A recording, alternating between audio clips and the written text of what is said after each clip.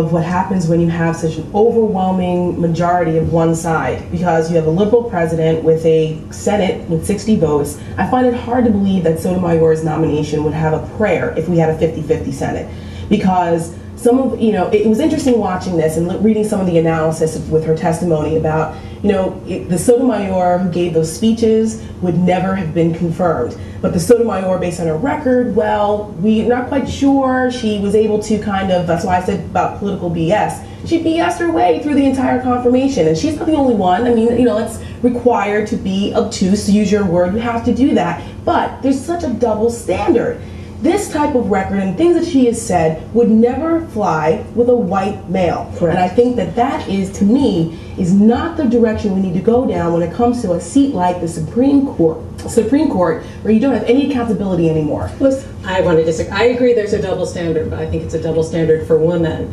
And I think we should celebrate that she's a wise Latina woman. I never understood why she was. By the way, one thing I have to gripe about, Latina includes woman. So she's a wise Latina. I know she said it herself, but grammatically she was wrong. Words. But we want, and both women who have been on the Supreme Court have come out and spoke about this.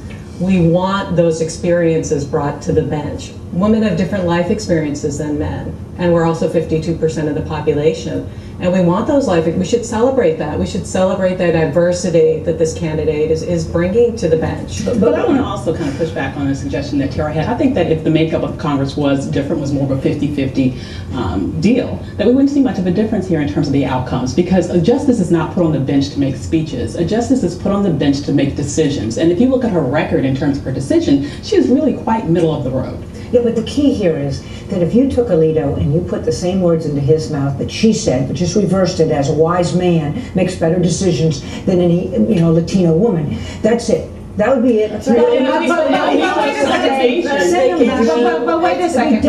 This is a double standard. Let me ask you this though: sure. Would they, with Justices Roberts or Alito, were there questions about their temperament on the bench, that they seem to be angry much of the time, that they, in other words, it seemed to me that in terms of sexism, the one thing that they did use against her was this business about, if you're aggressive as a man, you got big biceps. If you're aggressive as a woman, that's a negative. Right after Bork on temperament. It's who they are. If you look at Alito and Roberts, there is no temperament problem. They are completely calm and deliberate in everything they do and say, and just the whole thing exposed that. She is somebody who is very expressive in the courtroom, and that is what they were going to. And many people say it's not the kind of temperament for the Supreme Court. It's a legitimate. You can't have it both ways. She can't sit there and highlight the fact that she's proud of being a wise Latina woman and all of these things about the richness of her experiences as a woman, blah, blah, blah. And then you have the certain characteristics that go along with being a woman, which could be more expressive, more emotional, and then turn around and claim that it's not.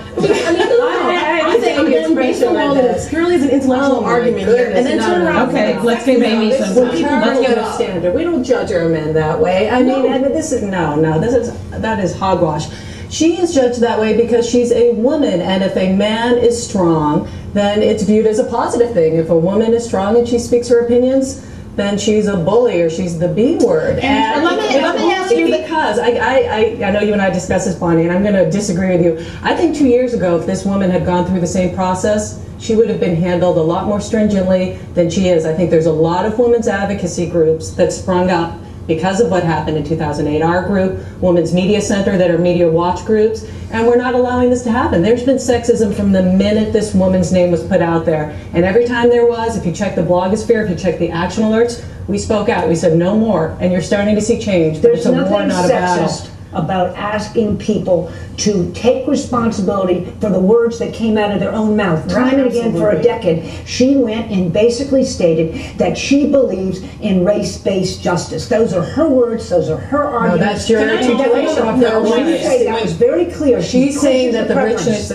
Go ahead, Avis, last word. Guido was confirmed. When Guido was going through this process, he harkened back to his Italian experience and what that brought to his life experience. But he didn't say it was No one was challenged. No one was challenged about that. No one challenged him.